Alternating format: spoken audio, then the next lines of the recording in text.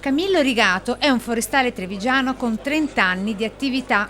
La presenza dei lavoratori è un deterrente per atti di vandalismo, cioè serve per la pubblica incolumità, perché adesso attualmente i cantieri sono chiusi e in caso di temporali o piante secche che cadono, gli accessi sono chiusi, le strade sono interrotte, quindi è importante e fondamentale il nostro intervento. È uno dei 100 forestali regionali della Marca che oggi a Mestre era nel presidio di protesta per chiedere garanzie di lavoro. La manifestazione davanti alla sede dell'assessorato all'ambiente del Veneto. I dirigenti devono darci garanzia di attuare la procedura che poi noi porteremo dall'assessore Bottacin per garantire l'autorizzazione di spesa e di conseguenza, questa è una questione tecnica ma fondamentale, attivare i contratti per tutti gli stagionali che sono oltre 370 persone a 165 giornate.